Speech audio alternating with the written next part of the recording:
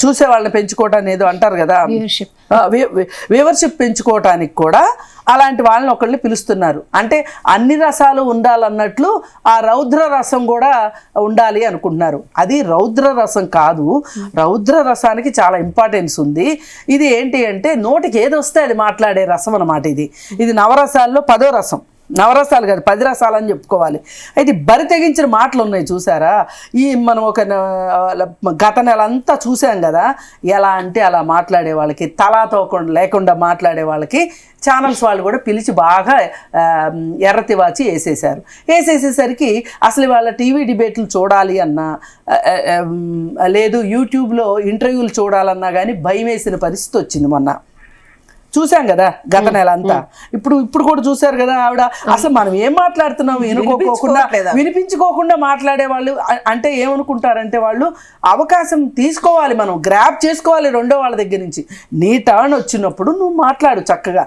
నేను కూడా అన్నది ఏంటి అంటే, నేను నిజంగా అనకూడదేమో, తర్వాత నేను చెప్పుంటే బాగుండేదేమో. నేను ఆ మాటని కాదు నేను ఖండించింది. ఇప్పుడు కృష్ణ అభిమానులు కూడా అంటే వేరే తల్లి కన్నా అమ్మాయి అయితే ఓకేనా, మీ కృష్ణ గారు అమ్మాయి అయితే ఓకే కదా, ఇది తప్పు కదా. అది సరే, ఏది ఏమైనప్పటికీ ఇవాళ రాజకీయ నాయకుల దగ్గర నుంచి, సినిమాల దగ్గర నుంచి, జర్నలిస్టుల దగ్గర నుంచి, టీవీ డిబేట్ల దగ్గర నుంచి అందరూ కూడా ఎంతో కొంత వాళ్ళ ప్రవర్తనని సరిచూసుకోవాల్సిన సమయం వచ్చింది. ఇప్పుడు ఇందాక మేడం జబర్దస్త్ షో గురించి చెప్పారు. మనం ఏం చేస్తున్నామంటే పైనదే చూస్తున్నాం. ఇప్పుడు ఇక్కడ అనసూయనో నాగబాబునో చూస్తున్నాం. ఇప్పుడు ఈ నాగబాబు నేను చేయను అన్నాడు అనుకోండి, అనసూయ నేను చేయను అందనుకోండి, ఇంకొక అనసూయ వస్తుంది, ఇంకొక నాగబాబు వస్తారు. కానీ మార్పు రావాల్సింది ఎక్కడ అంటే, అసలు ఆ షో ప్రొడ్యూసర్ ఎవరు, డైరెక్టర్ ఎవరు. డైరెక్టర్ కూడా ఒక డైరెక్టర్ చేయనంటే ఇంకో డైరెక్టర్ని తీసుకుంటారు. ఇక్కడ పట్టుకోవాల్సింది ఎవరిని అంటే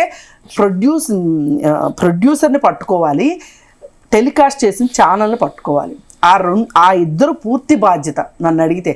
ఆ తర్వాత వీళ్ళందరూ కూడా సరే, వీళ్ళకి బాధ్యత లేదు అని కాదు, వీళ్ళందరికీ కూడా ఉంది. ఇప్పుడు వాళ్ళు ఏంటండి, అక్కడ ఒక స్క్రిప్ట్ రెడీ అయితే ఒక డైరెక్టరు ఒక ప్రొడ్యూసరు అంతా రెడీ చేస్తే వీళ్ళు వచ్చి చేసి వెళ్ళిపోతారు. మన విమర్శ ఎంతవరకు వెళ్తుంది అంతవరకే వెళ్తుంది కాదు, మనం దాన్ని దాటి వెళ్ళాలి. బాధ్యత అయితే నిర్మాతది. అందుకే కదా సింపుల్ గా అనుసే సారీ చెప్పేసింది రాశికి, అయిపోయింది. కానీ అక్కడ సారీ చెప్పాల్సింది ఎవరో తెలుసా అండి, ఆమె ఏమన్నది, చెయ్యాల్సి వచ్చింది అని సమర్థించుకున్నారు కదా. అంటే రాశి విషయంలో ఆమె మాట్లాడింది తప్పు కానీ ఏం సమర్థించుకున్నారు, నా చేతిలో లేదు, నాతో చేయించారు అని చెప్పింది. ఇప్పుడు మనం కూడా వెళ్ళాల్సింది. ఇప్పుడు ఆమె నేను ఈ మాట నాకు నచ్చలేదు, ఇది నేను మాట్లాడను అందనుకోండి, ఎవరు ఫోర్స్ చేయరు కదా. నో ఇక్కడ ఇంకొకళ్ళు వచ్చేస్తారు. అది అందుకే ప్రొడ్యూసర్ మీదనే బాధ్యత పెట్టి మనం ఎవరు శ్యాంప్రసాద్ రెడ్డి గురించి ఎవరు మాట్లాడరేంటి, మాట్లాడాలి. ఇప్పుడు ఇందాక రానా నాయుడు వాళ్ళ గురించి ఎందుకు మాట్లాడాం మనం, పెద్దవాళ్ళు అయితే ఎవరికి గొప్ప, ఆహా ప్లాట్ఫామ్ ఉంది, కొన్ని షోస్ మనం బ్యాన్ చేయాలి ఖచ్చితంగా. బ్యాన్ చేయకపోతే సొసైటీ పాడైపోద్ది, అందులో డౌట్ లేదు. చాలా ఇలా ఎస్పెషల్ గా నేను చెప్పేది ఏంటంటే జబర్దస్త్ వాట్ ఎవర్ ఎలాంటి షోస్ ఉన్నాయో అవి మనం కొంచెం బ్యాన్ చేయాలి. Sridevi drama company, Bigg Boss అయితే అసలు మనం చెప్పనవసరం లేదు, అది బిగ్ బాస్ లేకపోతే ఇంకేమైనా బాస్ అంత చండాలంగా. ప్రభా గారు నేను షాక్ అయిపోయినా.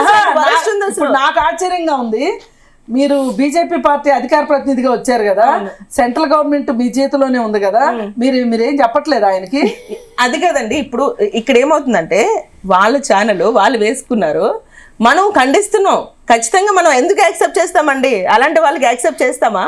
వాళ్ళు ఏమైనా మెసేజ్ ఇవ్వడానికి వచ్చారా బిగ్ బాస్ లో? వాళ్ళు మెసేజ్ ఇవ్వడానికి రాలేదు కదా. నేను ఓన్లీ బిగ్ బాస్ గురించి కాదు, ఈ షో ఇట్లాంటి షోస్ ఏవైనా సరే ఖచ్చితంగా చేయాలండి. 100% మేము ఖచ్చితంగా ఇలాంటివి ఎంటర్టైన్ అయితే మేము చేయమండి. మరి చేయకపోతే ఎట్లా వస్తున్నాయండి? సెంట్రల్ స్టేట్ కదండి, అది కదా మేమున్నది సెంట్రల్ పార్టీ, స్టేట్ లో ఉన్నది ఎవరు అంటే ఇప్పుడు బీజేపీ పార్టీ ఉన్న స్టేట్ పార్టీలో ఇట్లాంటి షోస్ ఉండట్లేదా? షోస్ ఉండడం వేరండి, ఇది మీరు మెసేజ్ చూసారా లేదో. ఈ ఎస్పెషల్ గా మనకి తెలంగాణ షోస్ కి వస్తే చాలా అభ్యంతకరంగా ఉన్నాయి. ఈ మన లాస్ట్ 2 సీజన్స్ మీరు ఫస్ట్ బిగ్ బాస్ మీరు చూసారా? ఫస్ట్ బిగ్ బాస్ కి రాను ఎపిసోడ్ మారే కొద్దీ ఉన్న బిగ్ బాస్ కి చాలా డిఫరెన్స్ వచ్చినాయి. అప్పుడు అట్లీస్ట్ కాస్త పద్ధతిగా ఆడేవారు గేమ్ అనేది. రాను రాను ఏంటంటే ఎంత బూతులు ఎక్కువ తిడితే అసలు ఎంత అది బాగా game ఏంటో నాకు ఇప్పటికీ అర్థం కాదు. అర్థంగా అది అసలు అర్థం కాదు. దాన్ని గేమ్ అంటారా నాకు నిజంగా కొట్టుకుంటారు, సస్తారు, అదే గేమ్. అంటే నేను ఇంట్లో ఉంటే ఎంతే చండాలంగా ఉంటాను అన్నది వాళ్ళు పబ్లిక్ కి చూపిస్తున్నారు. పబ్లిక్ కూడా ఎట్లా అయిపోయారంటే నువ్వు ఇలా ఉంటావా అలా ఉంటావా, నిన్ను చూసి మేము ఇది నేర్చుకోవాలి అది నేర్చుకోవాలి పబ్లిక్ కూడా నేర్చుకుంటున్నారు. కాదమ్మా, బిగ్ బాస్ ని బ్యాన్ చేయటం సెంట్రల్ గవర్నమెంట్ కి 2 నిమిషాలు పని. ఎందుకు చేయడండి మరి?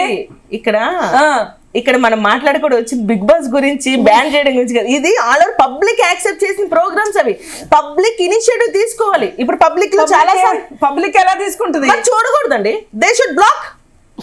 వచ్చేటప్పుడు అయితే వద్దు అని కొంతమంది వేస్తారు పిటిషన్, కానీ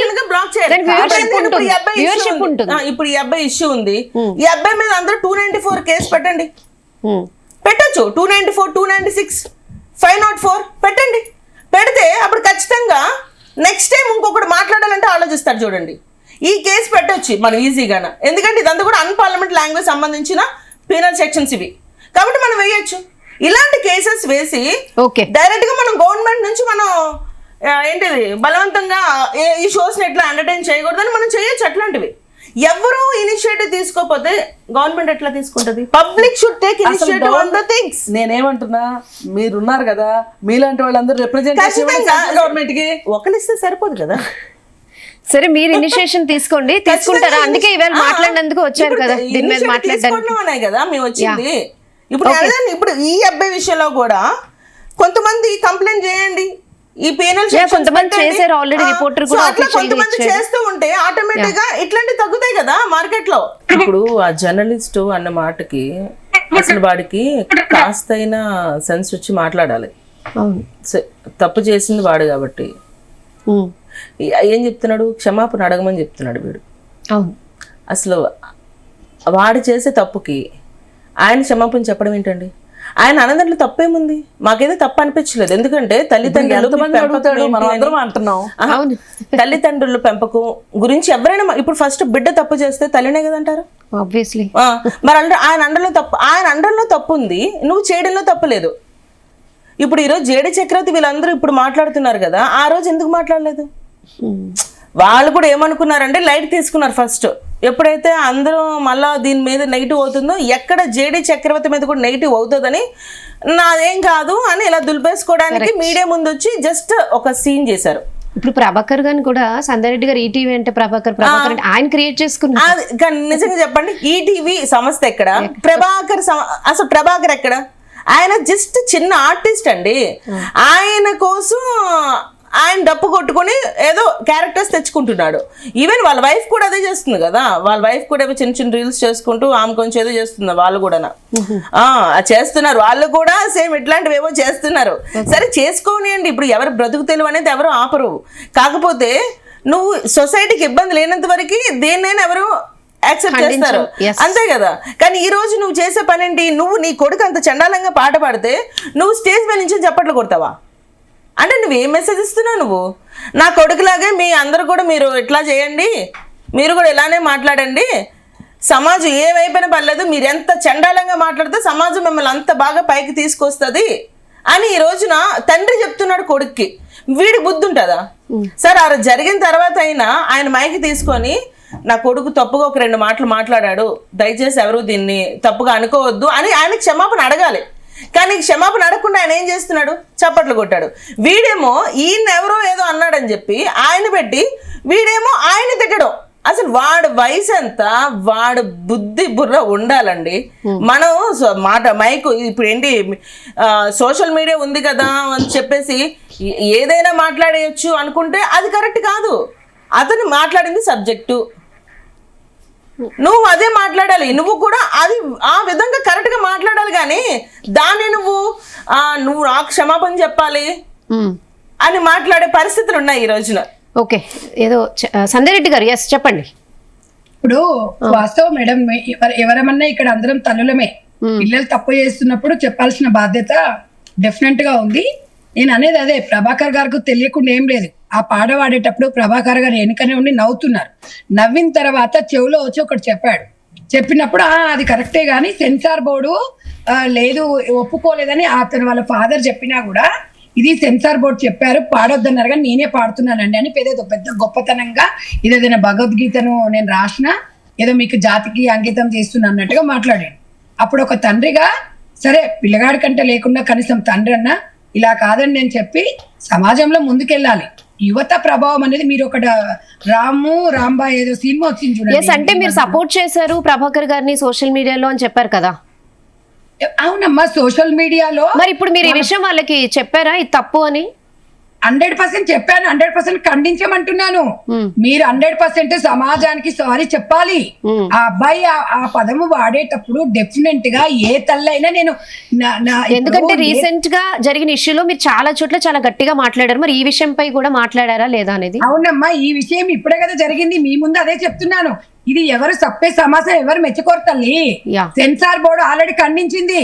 మీరు గతంలో సెన్సార్ బోర్డు అన్నారు కదా, సెన్సార్ బోర్డు ఇది వాడొద్దు అని చెప్పినారు. వీళ్ళు సెన్సార్ బోర్డుని ఈ అబ్బాయి అవమానించాడు. వాళ్ళ ఫ్యామిలీ అందరికి వస్తుంది ఇది. వాళ్ళ ఫస్ట్ టైం ఏదో సినిమా రిలీజ్ అయినప్పుడు వాళ్ళ మదర్ సెంటిమెంట్ తో ఏడ్చినప్పుడు అదే ఏదేదో ఏడ్చేసి మేము ఇలా అండి అలా ఇలా అని చెప్పారు. కానీ సమాజం మీద బాధ్యత ఉండాలని చెప్తున్నాం మేము. ఈ రోజైనా అదే చెప్పాము. గుడ్డముక్కల గురించి చెప్పినప్పుడైనా బాధ్యతనే చెప్పాము. ఇప్పుడు కూడా బాధ్యత గురించే చెప్తున్నాము. సమాజంలో బాధ్యతగా ఒక హీరో అంటే ఒక ప్రభాస్ గారిని, ఒక మహేష్ బాబు గారిని, ఇవాళ జూనియర్ ఎన్టీఆర్ గారిని, ఎవరో ఇప్పుడు ఇంతమంది రామ్ చరణ్ గారు చిరంజీవి కొడుకు అయినా కూడా వాళ్ళకి చాలా దగ్గర కూడా చాలా డబ్బు ఉంది. అయినా కూడా తల్లి పేరు చెప్పుకొని రాలా. వాళ్ళకంటూ ఒక వే ఆఫ్ స్టైల్ ఉంటది. వాళ్ళు ఇలా మాట్లాడారు కదా, అలా వాళ్ళని మనము ఆదర్శంగా తీసుకొని ముందుకు పోవాలి. ఇది ఈ అబ్బాయి ఏం మాట్లాడుతున్నది మీరు చూసారా? లేదండి, మా అమ్మ నాన్న అన్నప్పుడు మమ్మల్ని చాలా ట్రోల్ చేసినప్పుడు ఈ సమాజం ఎక్కడ పోయిందన్నారు. మరి సమాజంతో పనిచేయనప్పుడు ఎవరు చూడాలి ఈ సినిమా? ఎవరు చూడాలి చెప్పండి? నువ్వు మాట్లాడేటప్పుడు G dash dash dash dash అంటే చిన్న పిల్లోడు ఏదో సాంగ్స్ రాగానే చిన్నపిల్లలు బాగా పట్టేసుకుంటారు సార్, అది పట్టుకుంటారమ్మా. అది మరి ఆ పిల్లోడు వచ్చేసి ఈ జీ జీ జీ అనే పదాన్ని తల్లిదండ్రులను అడిగితే ఏం చెప్తాడు అనేది అడుగుతున్నాం. మీరు ప్రమోషన్ చేసుకోండి, సినిమాలు తీయండి. మేము కష్టాల నుంచి వచ్చిన కష్టం అనేది మీ కొడుకు కూడా చెప్పాలని ప్రభాకర్ గారికి వాళ్ళ ఫ్యామిలీకి చెప్తున్నాము. అయితే నేను ఈ రకంగా ఒక తల్లిగా చెప్పినా కొంతమంది హర్షించట్లేదు. తల్లిదండ్రులకు బుద్ధి లేదా, తల్లిదండ్రులకు సిగ్గు లేదా, ఇలాంటి కొడుకుని కన్నారు, ఇలాంటివి చెప్తున్నారు, తల్లిదండ్రులకు తెలియకుండా చేసిండ్రా అంటారు. నేను ఇప్పుడు కూడా నా కొడుకు వయసు ఉంటాడు అబ్బాయి, నేను అదే చెప్తున్నాను. ఇది కరెక్ట్ కాదు అంటే అబ్బాయికి తెలియక కాదు, తెలిసే. జర్నలిస్ట్ గా చెప్పినప్పుడు జర్నలిస్ట్కి నువ్వు అపాలజీ ఇవ్వాలి, 24 గంటలు నీకు టైం ఇస్తున్నా, అల్టిమేట్ ఏం చేసుకుంటావు చేసుకో అంటే సమాజం ఎక్కడికి వెళ్తుంది అనేది మనం ప్రశ్నించాలి. ఇవాళ ప్రతి ఒక్కరం కూడా, ఇవాళ సెన్సార్ బోర్డు మెంబర్ దేవిక గారు కూడా వచ్చి మాట్లాడారు, చాలా సీరియస్ గా చెప్పారంట. ఇది పెట్టకూడదు అన్నప్పుడు, పెట్టకూడదన్న తర్వాత కూడా అంటే అది డెఫినెట్ గా గవర్నమెంట్ కూడా యాక్షన్ తీసుకుంటది. ఎందుకంటే ఇట్లాంటిది ఎవరు కూడా ఎంకరేజ్ చేయరమ్మా. ఇది